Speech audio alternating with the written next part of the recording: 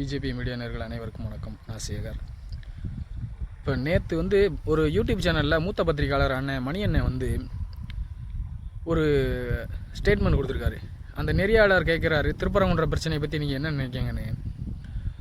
அண்ணன் சொல்கிறாரு, இந்த திருப்பரங்குன்ற பிரச்சனைக்கு பாரதிய ஜனதா கட்சியும் அதன் தலைவர் அண்ணாமலை அவர்கள் தான். அண்ணன் மணியண்ணன், உங்களுக்கு பாரதிய ஜனதா கட்சியின் சார்பாகவும் எனது சார்பாகவும் மிகப்பெரிய கண்டனங்களை தெரிவித்துக் கொள்கிறோம். ஏன்னா கொஞ்சம் நீங்கள் நடுநிலையான பத்திரிகையாளர், யார் தப்பு பண்ணாலும் நீங்கள் கேட்குங்கன்னு நான் உண்மையிலேயே உங்களோட வீடியோ இதில் நிறைய பார்த்துருக்கேன், நிறைய நீங்கள் பேசுகிறதெல்லாம் கேட்டிருக்கேண்ணே. ஆனால் நேற்று நீங்கள் பேசின பேச்சு உண்மையிலேயே மிகப்பெரிய வருத்தத்தையும் ஏமாற்றமும் கொடுக்கு. ஏன்னா பாரதிய ஜனதா கட்சி வேகமாக வளர்ந்துட்டு வர்றது யாருக்குன்னு இந்த பத்திரிகையாளர்களுக்கு பிடிக்கலை. எங்கள் கட்சியை எப்போ பார்த்தாலும் நீங்கள் குறை சொல்லிக்கிட்டே தான் இருக்கீங்க, நீங்கள் மூத்த பத்திரிகையாளருங்கிற போர்வையில். ஏன்னா மத கலவரத்தை யாருன்னு தூண்டி விடுறா? பாரதிய ஜனதா கட்சி திருப்பரங்குன்றம் இதில் என்ன எடுத்துச்சு? அதே திருப்பரங்குன்றதுக்கு மத கலவரத்தை தூண்டி விடுறது யாருன்னு உங்களுக்கு நல்ல தெரிஞ்சிருந்து ஏன்னா ஒரு சாதாரண மக்கள் யாராவது போயிருந்தா அந்த லெவலுக்கு பிரச்சனை வந்திருக்காது. நவாஸ்கனி ஒரு எம்பி போய்த்தானே அங்கே அவ்வளோ பிரச்சனை. அங்கே நவாஸ்கனி எம்பி அங்கே போகணும்னு என்ன இருக்குது? நீங்களே ஏன்னா உங்களுக்கு இதெல்லாம் தெரியாமலாம் இல்லை, நீங்கள் இப்போ தான் உங்களை பற்றி புரியுது. என்னென்னா ஒரு 4 ஃப்ரெண்ட் இருந்தாங்கன்னா, எவனா ஒருத்தன் தப்பு பண்ணிட்டான், அந்த இடத்துல ஏதோ ஒரு 4 பேர் பிடிச்சி வச்சுக்கிட்டாங்கன்னா அங்கே போய் அவனை அடிக்கிற மாதிரி அடித்து அப்படி காப்பாற்றி கூப்பிட்டு வருவாங்க. அந்த மாதிரி தான் அந்த வேலையை தான் நீங்கள் பார்த்துருக்கீங்க. இந்த டிஎம்கே பண்ணுற தப்பு தவறெல்லாம் அவங்கள அப்படியே நம்ம மக்கள்லாம் முட்டாள் இல்லை, தமிழக மக்கள்லாம் முட்டாள் தானே. தமிழக மக்கள் முட்டாளாக இருக்க போய் தானே நீங்கள் பாரதிய ஜனதா கட்சி, ஐயோ பாரதிய ஜனதா கட்சி வந்துடும் ஏன்னா பாரதிய ஜனதா கட்சியை மதவாத கட்சின்னு சொல்கிறீங்களே. இப்போ ஒரு வீடியோ உங்களுக்கு லிங்க் பண்ணி விட்றேன், அதை பாருங்கள். ஒரு மதக்கலவரத்தை, ஒரு மதத்தை எவ்வளவு கேவலமாக இவ்வளவு பேசினவரை இந்த மாதிரி விட்டுக்கிட்டு இருக்காங்கன்னு நீங்களே பாருங்கள். அப்போ யார் மதக்கலவரத்தை தூண்டி விட்றா என்னன்னு நீங்களே இப்போ அந்த வீடியோ லிங்க் பண்ணி விட்றேன், கேளுங்க. இதை விட ஒரு மதக்கலவரத்தை தூண்டி விடுறதுக்கு எது வேணுமா? நீங்கள் அந்த வீடியோ பார்த்துட்டு சொல்லுங்கண்ணே. அப்பனுக்கு புள்ள இல்லாமல் போய் அவன் பொண்டாட்டிங்களை பாப்பானுக்கு விட்டு அந்த பாப்பானே வேலை பண்ணான்னு சொல்லல. முதல்ல குதிரை வேலை பண்ணி அவளுக்கு உணர்ச்சி ஊட்டி அப்புறம் பாப்பா வேலை பண்ணான். பாலகண்டத்தில் பாருங்க, யாகம் பண்ண உடனே அந்த பொம்பளைங்களை குதிரையோடு விட்டான். உசுரான குதிரையா இருந்தா ஏதாவது உதைச்சு போடணும், சாகடிச்சு அதனுடைய ஆண்குறியை எடுத்து ராமனுடைய அம்மாளுடைய பெண் குறிக்குள்ள விட்டு ஆட்டி அவளுக்கு உணர்ச்சியை ஊட்டினான். ஞானசூரியங்கிற ஒரு புத்தகம் இருக்குது, அதை வாங்கி படிங்க. நாம் இப்போது அதிசயமாக ஒன்றும் போராடல. மதங்கிறது இல்லை, யாராலையும் இப்போது எடுத்து சொல்ல முடியல. கடவுளுங்கிறதும் தப்பு, எவனும் கடவுளுக்கு அர்த்தம் சொல்றவனும் இல்லை. இன்னைக்கு நாம கும்பிடுற ராமன், கிருஷ்ணன், சிவன், பிரம்மா, மற்றது இந்த கடவுள், அது இது, இந்த குப்பை கூடலாம் கடவுளே இல்லை, பாப்பானால உண்டாக்கப்பட்டது. அது அவன் முட்டாள இருக்கிற போது உண்டாக்கினதுனால அதற்கு மனுஷத்தன்மையே இல்லை. சும்மா குடிகாரன் எப்படி எழுதுவானோ அப்படிதான் எழுதணும்.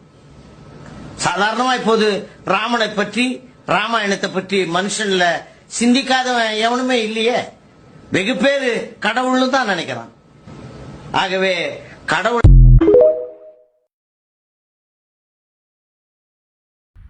வீடியோ பார்த்துருப்பீங்கன்னு நினைக்கிறேன்.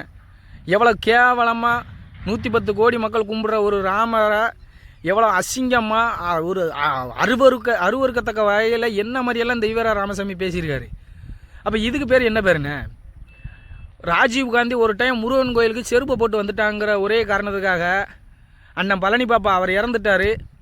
அவர் என்ன சொல்லியிருக்காரு, இது ஒரு மசூதிக்குள்ளேயே ஒரு தர்காக்குள்ளேயே இந்த மாதிரி செருப்பு போட்டு வந்துட முடியுமா, நாங்கள் விட்டுருவோமா அப்படின்னு அவர் ஒரு இந்து சகோதரரை பார்த்து நீங்கள் ஏன் இப்படி இருக்கேன்னு பழனி பாப்பா அண்ணன் சொல்லியிருக்கிறாரு. அப்போ இங்கே மத கலவரத்தை தூண்டி விடுறது யார்? நீங்களே சொல்லுங்கள் பார்க்கலாம். பழனி பாப்பா அண்ணன் யார்? ஒரு முஸ்லீமும். அந்த அண்ணன் சொல்கிறாரு, இந்த மாதிரி எங்கள் மசூதிக்குள்ளேயோ தர்காக்குள்ளேயோ செருப்பு போட்டு ராஜீவ் காந்தி ஒரு பிரதமராக இருந்தவர், அவர் வந்துட முடியுமான்னு கேட்குறாரு. ஆனால் இந்த இந்துக்கள் எனக்கு கேட்க நாதி இல்லை, அனாதைங்க. ஏன்னா இங்கே இந்துக்கள் பூரா சூடு சொரணற்றவங்க, விவரம் தெரியாத முட்டாளுங்கன்னு நீங்கள் எல்லாம் நினச்சிக்கிட்டு இருக்க போய் தானே நீங்கள் இந்த மாதிரியெல்லாம் பேசுகிறீங்க. பாரதிய ஜனதா கட்சிக்கும் திருப்பரங்குன்றம் என்ன இதை தூண்டி விட்டது யார்? திமுக எம்பி நவாஸ்கனி. அவர் மட்டும் அங்கே போகலைன்னா இந்த பிரச்சனை வந்திருக்குமா? நீங்கள் அவரை கூப்பிட்டு கண்டிக்கிறதுக்கு இல்லாமல், ஏன்னா நாங்கள் இதை மதுரையில் மிகப்பெரிய எழுச்சி இந்துக்கள் மத்தியில் யாரும் நினச்சி பார்க்க முடியாத அளவுக்கு ஒரு உண்மையிலேயே சந்தோஷமாக தான் இருந்துச்சு. ஏன்னா நான் ஒவ்வொரு இந்துக்களுமே முஸ்லீம்களோட சகோதர மாதிரி தான் பழகிட்டு இருக்காங்க, சகோதர சகோதரிகள் மாதிரி தான் பழகிட்டு இருக்கிறாங்க. அவங்களுக்கும் நமக்கு என்ன பிரச்சனை? ஒரு பிரச்சனை இல்லை. எந்த முஸ்லீம் மத போதவருமே வந்து ஹிந்து மதத்தை பற்றி தப்பாக பேசுகிறது இல்லை. எந்த இவங்களும் யாருமே முஸ்லீம்களை பற்றி தவறாக பேசுகிறது கிடையாது. ஆனால் இடையில நீங்கள் இருக்கிறவங்க புரோக்கரு, இந்த புரோக்கர் தாமனே நீங்கள் தான் வந்து தூண்டி அவங்கள தூண்டி விட்டுக்கிட்டு இருக்கீங்க. நீங்கள் ஒரு நடுநிலையான பத்திரிகையாளர்கள்னா இப்போ நீங்கள் என்ன சொல்லியிருக்கணும்? நவாஸ்கனி எம்பி அங்கே போனது தப்பு. அது ஏற்கனவே கொஞ்சம் பிரச்சனையான இடமா இருக்குது. நீங்கள் போய் தான் அங்கே போய் இந்த பிரச்சனை இவ்வளோ தூரத்துக்கு விஸ்வரூபம் எடுத்தது. இதுக்கு காரணம் யார்? டிஎம்கேவும் அது எம்பி நவாஸ்கனியும் தான். நீங்கள் அவரை கண்டிக்காமல் பாரதிய ஜனதா கட்சியை சொல்லணும்னா உங்களுக்கு என்னென்ன இருக்குது? அப்போ நீங்கள் எங்கள் கட்சி மேலே எவ்வளோ பெரிய வன்மத்தில் இருக்கீங்க. ஏன்னா பாரதிய ஜனதா கட்சி வந்து அனைத்து மதத்துக்குமான கட்சின்னு, எந்த மதத்துக்கோ எந்த சாதிக்கோ எதிரான கட்சி கிடையாது. ஆனால் எந்த மதத்துலேயும் எந்த ஜாதிலையும் யார் தப்பு பண்ணினாலும் சரி அந்த தப்பை வந்து உடனடியாக தண்டித்து கேட்போம்னே. ஆனால் நேற்று கிருஷ்ணகிரியில் ஒரு 3 காம கொடூர ஆசிரியர்கள் சேர்ந்து ஒரு அப்பாவி மாணவியை அவங்க வாழ்க்கையவே சீரழிச்சிருக்காங்க. அதை இந்த நவாஸ்கனி எம்பி போய் கேட்டாரா? இல்லை. நேற்று ஒரு விஓ மேலே இந்த டிஎம்கேக்காரன் சாணியை கரைச்சி ஊற்றிருக்கான், பெண் விஓ மேலே. அதை நீங்கள் கேட்டிங்களா? கல்பனா நாயக்கன்னு ஒரு உயர் காவல்துறை அதிகாரி, ஏடிஜிபி, இப்போ கரண்டாக டூட்டியில் இருக்கிறாங்க, பணி செஞ்சுக்கிட்டு இருக்காங்க. அவங்கள உயிரோடு எரிச்சுக்கொள்ள இந்த டிஎம்கேக்காரன் இது பண்ணியிருக்கிறான். தொடர்ந்து நாளுக்கு நாளும் பெண்களுக்கு எதிரான குற்றங்கள் தொடர்ந்து அதிகரிச்சுக்கிட்டே தான் இருக்குது, தவிர குறையவே இல்லை. நாளே இந்த அண்ணா நகர் ஒரு மனநலம் பாதிக்கப்பட்ட சகோதரியை 7 டிஎம்கேக்காரர் சேர்ந்து பாலியல் வன்முறை பண்ணும் போது அவங்க 7 வரையும் கூப்பிட்டு சரியான தண்டனை கொடுத்துருந்தா, அதுக்கப்புறம் அண்ணா யூனிவர்சிட்டியில் அந்த யூனிவர்சிட்டிக்குள்ளேயே போய் ஞானசேகரன் ஒருத்தர் அந்த தவறு பண்ணியிருப்பானா?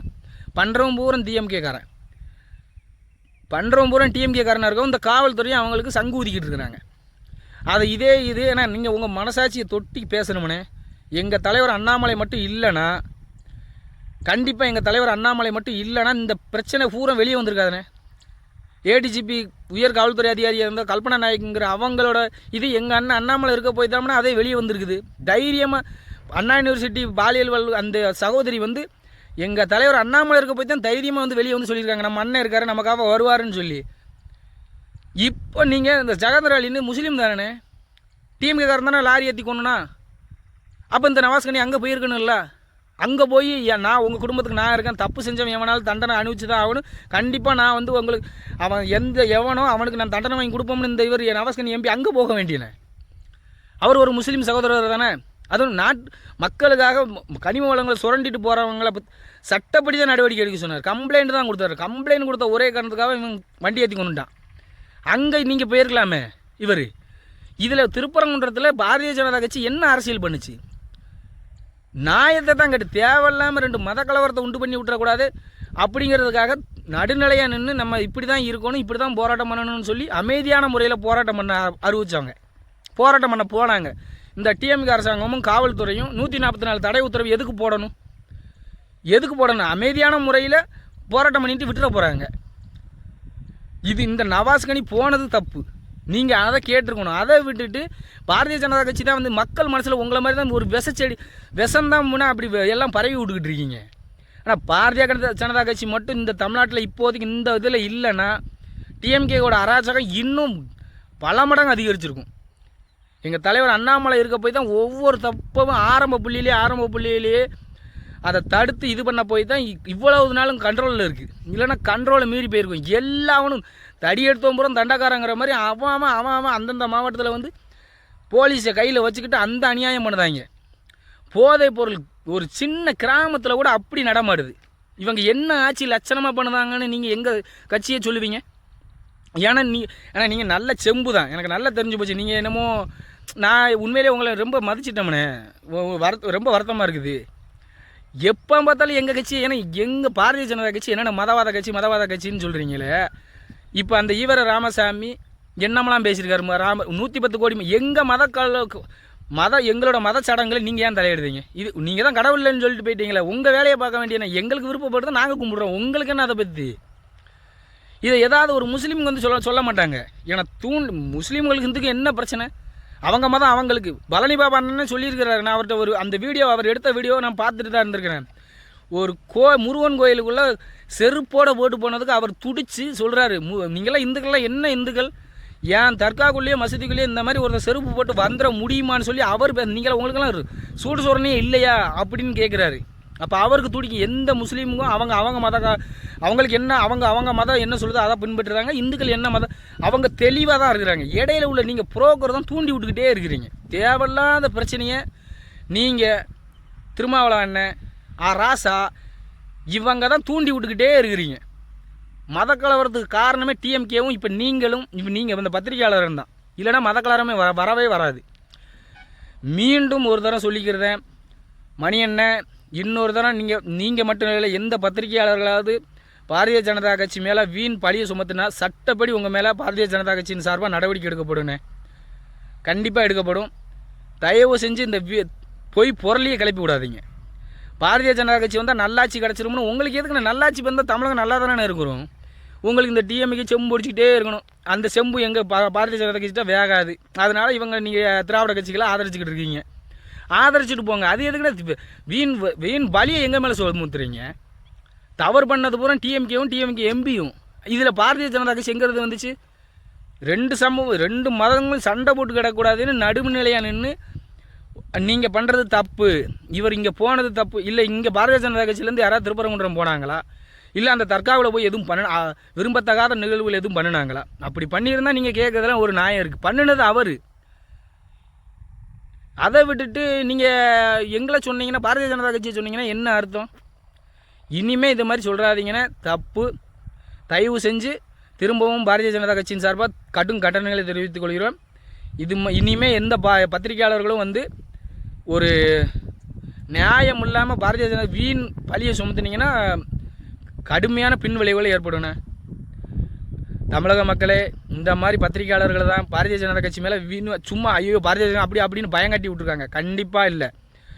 இப்போ இல்லை, இதில் தமிழகத்தில் பாரதிய ஜனதா கட்சியும் அதன் தலைவர் அண்ணாமலை மட்டும் இல்லைன்னா தமிழகத்தில் மிகப்பெரிய குற்றங்கள் நடந்துக்கிட்டே இருக்கும். நாங்கள் இருக்க போய் தான் ஏதோ கொஞ்சம் கம்மியாவது நடக்கு.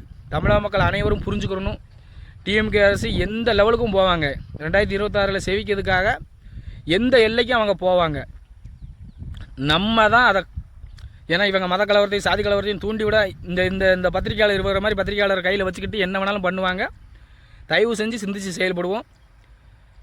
மத கலவரத்தையும் சாதி கலவரத்தையும் தடுப்போம். இது பாரதிய ஜனதா கட்சி நமக்கு பொறுப்பும் கடமையும் இருக்குது. இல்லைன்னா இவங்களே சாதி கலவரத்தையும் மத கலவரத்தையும் தூண்டி விட்டு நம்ம மேலே பைய போட்டுருவான். இந்த பத்திரிகையாளர்கள் இந்த மாதிரி மணியண்ணனால நான் எவ்வளவோ நல்லவர்னு நினச்சேன். அவரும் இந்த சோழியை நேற்று பார்த்துட்டாரு. உண்மையிலேயே ரொம்ப வருத்தமாக இருக்குது. நம்ம பாரதிய ஜனதா கட்சி இன்னும் கடுமையாக உழைக்கணும். இந்த திராவிட கட்சிகளோட ஒரு மோசமான ஆட்சியை மக்கள் மன்றத்தில் போய் எடுத்து சொல்லணும். இது நமக்கு பொறுப்பு ரொம்ப இருக்குது. தயவு செஞ்சு பாரதிய ஜனதா கட்சியில் அனைவரும் கடுமையாக பணியாற்றணும்னு பணிவன்போடு கேட்டுக்கொள்கிறேன். நன்றி, வணக்கம். பாரத் மாதா கி ஜெய்.